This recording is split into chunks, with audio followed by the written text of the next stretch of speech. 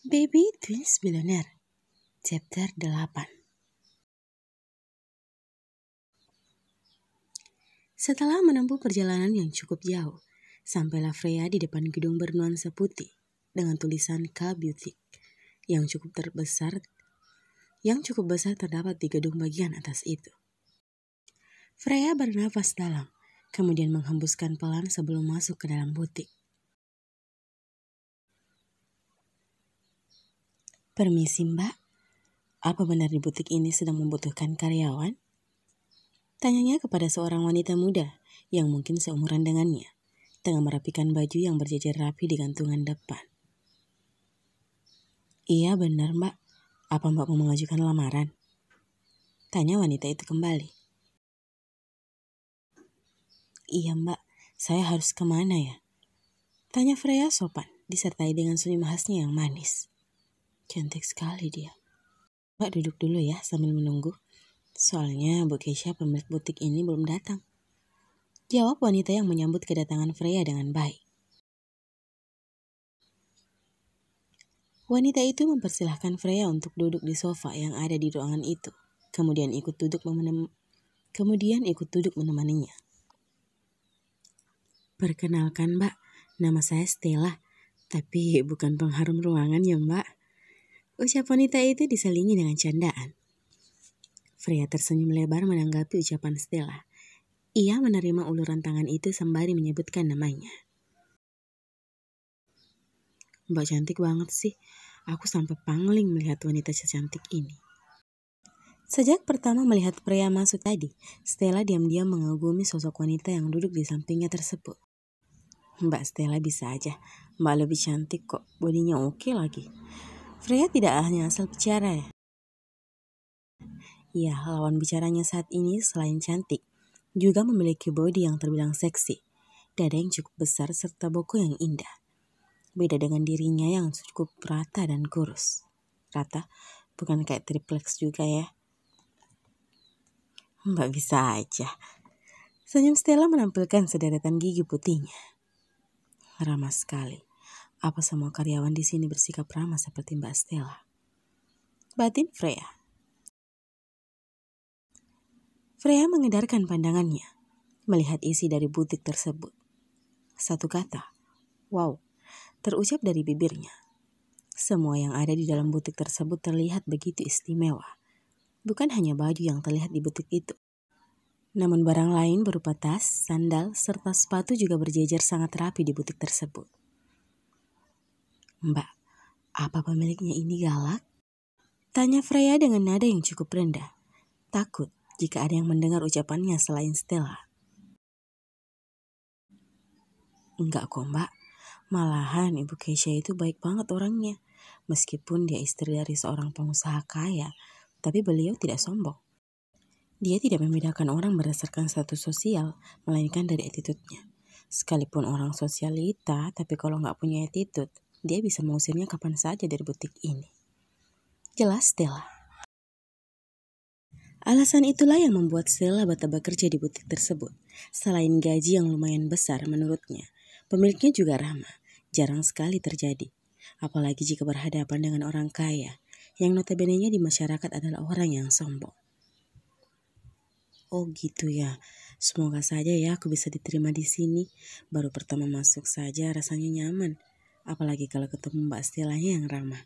Rasanya sangat berharap bisa kerja di sini. Ucap Freya menunduk. Kamu berdoa saja ya, semoga Ibu Keisha menerima kamu. Stella mengelus punggung Freya, memberikan semangat kepada wanita itu. Setelah beberapa menit, terlihat mobil Sprott putih memasuki parkiran butik tersebut. Rupanya pemilik butik yang ditunggu-tunggu Freya telah datang. Semakin gugup saja pemilik mata sendu itu. Tangannya cukup dingin, kedua kakinya terasa gemetar sementara jantungnya berdegup kencang. Setelah Keisha memasuki ruangannya, terlihat sang asisten Bu Keisha berbicara dengan Stella. Tak lama, Freya diminta masuk menemui Bu Keisha.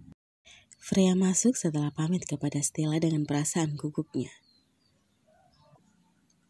Kini Freya telah duduk di depan sang pemilik butik tersebut. wanita parubaya yang masih saja terlihat cantik dan anggun. Bibirnya selalu terlihat menampakkan senyum tipis.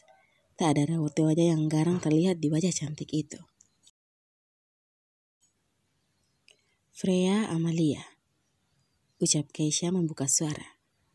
Ia melihat wanita cantik di depannya itu yang duduk namun sedikit gelisah. Ada yang ingin kamu jelaskan sebelum saya bertanya?